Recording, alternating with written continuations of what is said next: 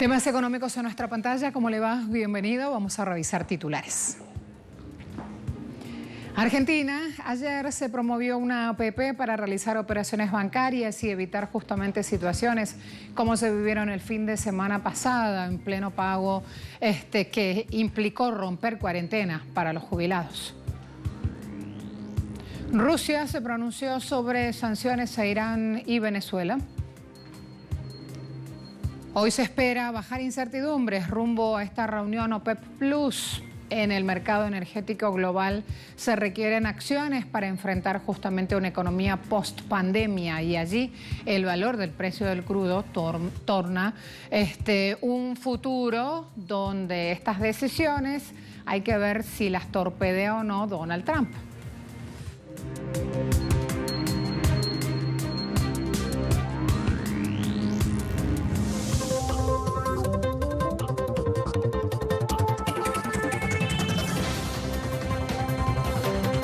Autoridades argentinas usan la tecnología para proveer servicios bancarios. El fin de semana, les contaba, se vieron episodios de interrupción de cuarentena para ir a cobrar jubilaciones, una situación que el gobierno nacional de plano ha dicho no se deben repetir, hay que trabajar y allí la presentación de resultados.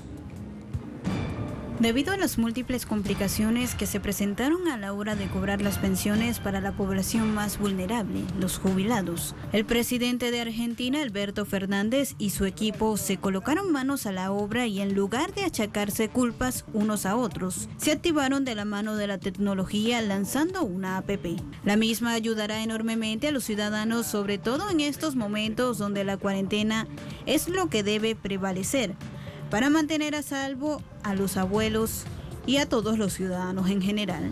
Esta APP, que funcionará con el DNI, permite realizar transacciones bancarias las 24 horas del día y se puede descargar a través de App Store o Google Play. Los requisitos son muy sencillos, ni siquiera deben tener una cuenta bancaria. Los usuarios solo deben tomar una captura de su DNI por delante y al dorso del mismo. Debe estar en buen estado, tomarse una foto sin lentes, gorras o cualquier objeto que tape su cara y por supuesto llenar sus datos personales como dirección residencial. El presidente Alberto Fernández destacó que esta herramienta que le ofrecen a los ciudadanos en tiempos difíciles se realiza para que puedan cumplir la cuarentena. Lo hacen gracias a un gran esfuerzo del Estado y a la banca pública, que aceptaron utilizar la APP mientras que la banca privada está renuente a hacerlo. Y aquí es importante destacar el rol que cumple la banca pública, que debe estar al servicio del pueblo. Gracias a esa soberanía hoy pueden poner en práctica esta aplicación, pero también gracias a un esfuerzo mancomunado entre el Estado y la banca pública se le puede llevar a los móviles de los ciudadanos esta app que no solo les permite tener control sobre sus finanzas, sino que además le permite al Estado hacer lo más importante y para lo que están ahí, proteger a sus ciudadanos. En Brasil, el presidente Jair Bolsonaro sigue siendo señalado por las medidas tomadas en medio de la pandemia. Mientras hay presidentes que recibieron un voto de confianza para liderar a sus países en medio de la crisis, en Brasil pasa lo contrario con su presidente. Ciudadanos, gobernadores y hasta ministros cuestionan la respuesta del mandatario. Bolsonaro defiende posición, contradijo nuevamente las recomendaciones de su ministro de Salud al defender el retorno al trabajo y afirmar que los más humildes no pueden dejar de moverse para obtener su pan de cada día. De la misma manera, dijo que las consecuencias del tratamiento no pueden ser más dañinas que la enfermedad misma, aunque Brasil tiene casi 16.000 casos de coronavirus con 800 muertos. El mandatario indicó tener certeza de que la gran mayoría de los brasileños quiere volver a trabajar. Los sondeos de opinión recientemente divulgados afirman justamente lo contrario. Hay que indicar que Bolsonaro ha tenido idas y vueltas, pero se rehúsa a admitir que Brasil y el mundo están ante una crisis extraordinaria que exige respuestas extraordinarias, y esto explica que el liderazgo de muchos presidentes se esté fortaleciendo y el del presidente brasileño se esté debilitando. Su popularidad está en caída y la mayoría de los ciudadanos rechaza su manejo de la pandemia.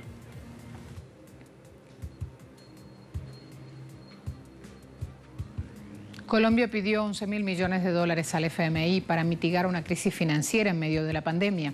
La información fue dada a conocer por el ministro de Hacienda, Alberto Carrasquilla. Indicó el funcionario que tienen que hacer reservas y que mantienen una lucha permanente para conseguir recursos adicionales.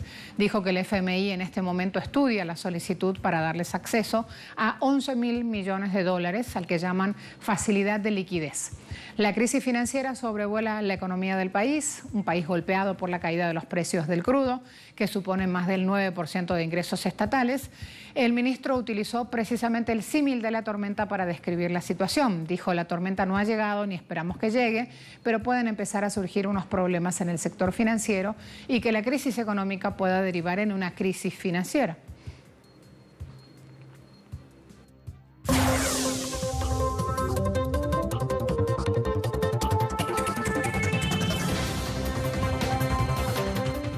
El impacto económico de la pandemia de coronavirus sería considerable, masivo y brutal, lo advirtió el primer ministro francés Édouard Philippe. Alemania y Francia, las dos economías más grandes de la zona europea, se preparan para una recesión dolorosa a medida que la pandemia reduce producción a niveles más bajos en décadas. Philippe celebra la desaceleración en el número de personas admitidas en unidades de cuidados intensivos, lo llamó un signo positivo cauteloso. Se espera en el país que el Producto Interno Bruto de exportación, en este caso Alemania, se reduzca en casi 10% en el segundo trimestre. Los cierres destinados a frenar el brote paralizan la economía mundial. Esto lo afirmaron en un informe los principales institutos de investigación del país. La pandemia provocará también una grave recesión en Alemania, dijeron 6 institutos, incluidos IFO, DIW y RWI. Y estimaron que la economía ya se contrajo 1,9% interanual en el primer trimestre. Francia ya está en recesión técnica, lo dijo el Banco Central del país. El tercer punto es el impacto económico. Es masivo, es muy negativo, es brutal y causará tanto en Francia como en todo el mundo, ya que los impactos nacionales reaccionan entre sí y amplifican aún más la situación. Dará como resultado una situación económica, shock que todos pueden imaginar, pero cuyo impacto total sigue siendo desconocido. El plan de desempleo parcial que han adoptado y que hemos propuesto tiene mucha demanda. Hoy, casi 6 millones de empleados están cubiertos por desempleo parcial, que es considerable, y por supuesto el costo colectivo es bastante considerable. Fíjense, a la vuelta vamos a hablar del desempleo en Estados Unidos, porque en esta cantidad de números que se mueven y que se barajan justamente, analizar tasas de desempleo, analizar comportamientos y conductas de consumo o de respuestas de asistencia estatal en caso de crisis sanitaria son vitales para entender lo que nos pasa en el mundo. A la vuelta le planteo este punto.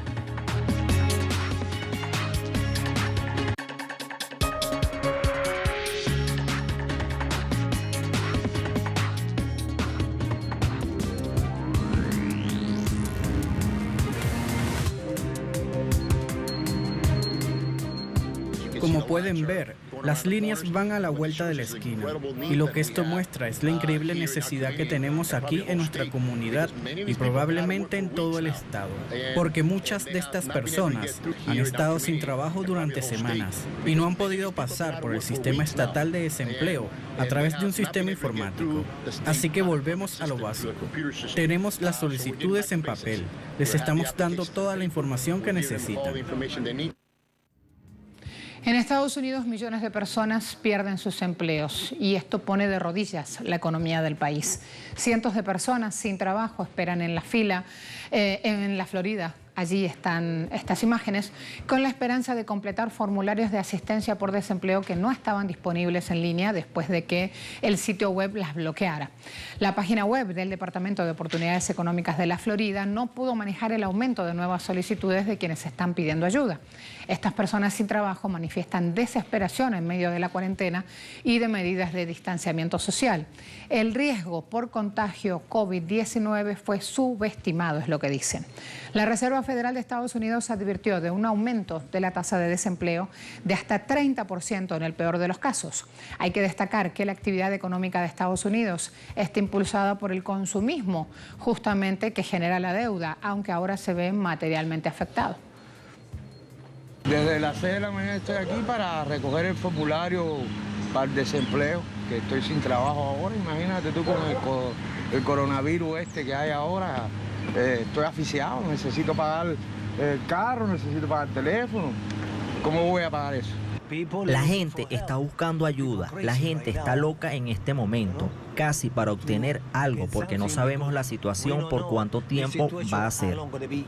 Prácticamente desde que cerraron el trabajo, tengo casi 2 meses sin trabajar.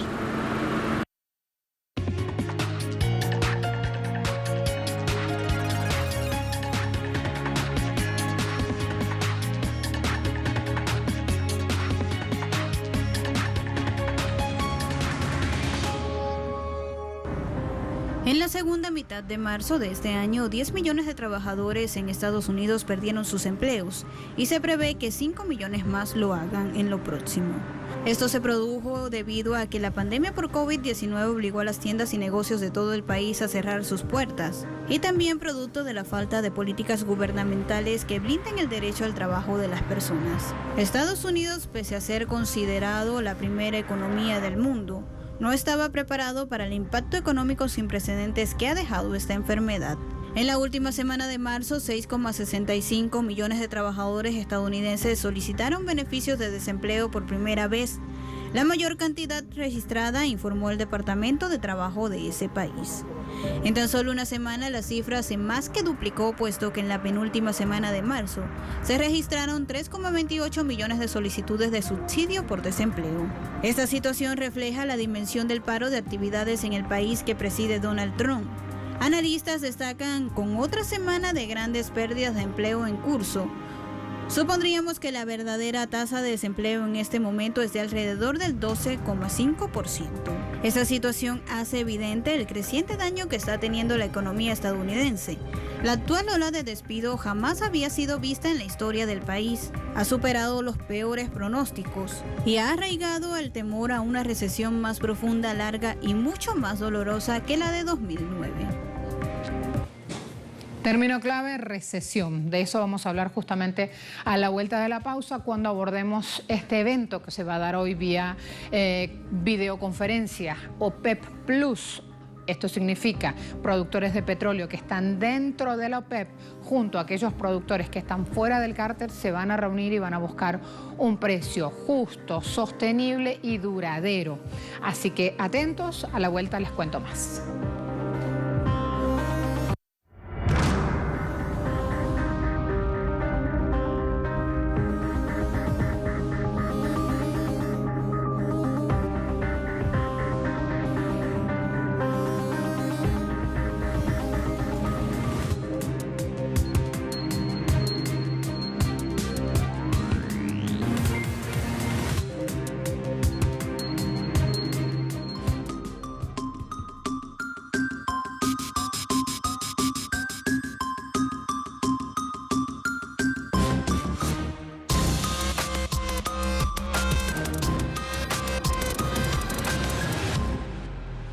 Irán exhortó al FMI a concederle un préstamo de urgencia de $5.000 millones que había pedido para luchar contra la pandemia.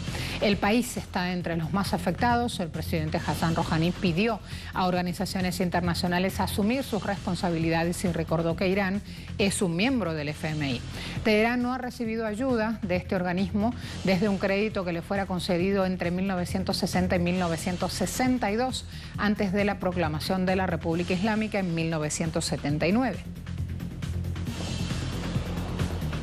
Mike Pompeo, secretario de Estado de Estados Unidos, afirmó que las sanciones estadounidenses no impiden que la ayuda humanitaria llegue a Teherán, pese a que Naciones Unidas y otras autoridades advierten de que las sanciones están afectando el desempeño del sistema sanitario iraní.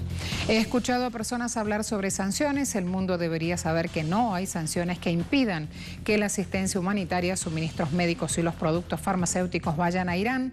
dijo Pompeo en una reunión informativa de la Casa Blanca este miércoles.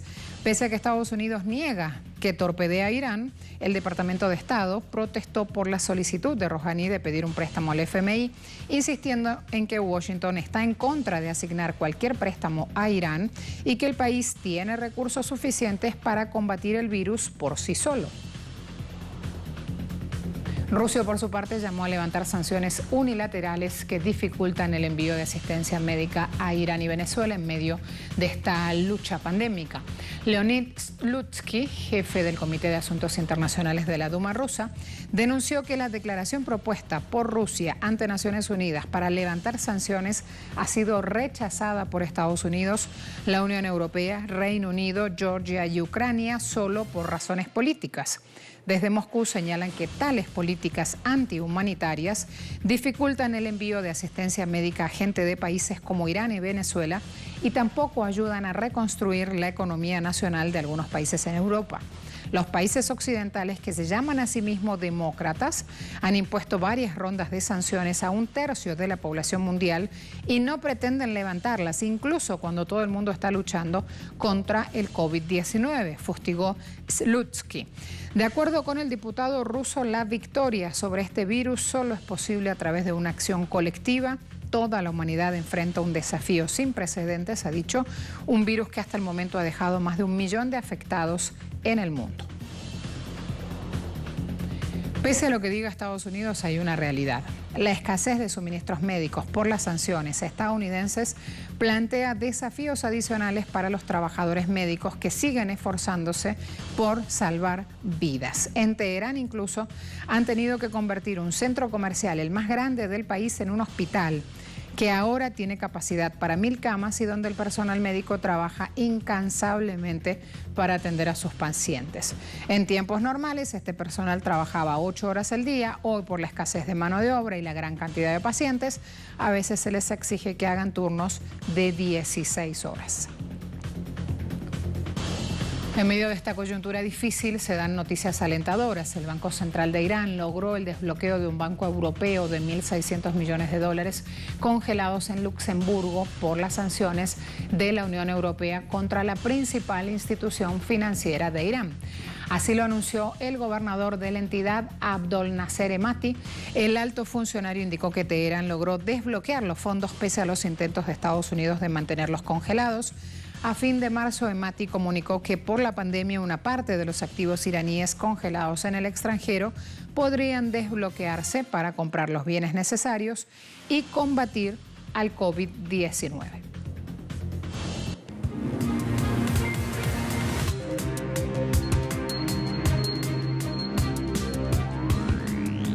El petróleo espera al alza un acuerdo de la OPEP Plus para recortar producción. Rusia y Arabia Saudita muestran predisposición en trabajar al menos en ese rumbo.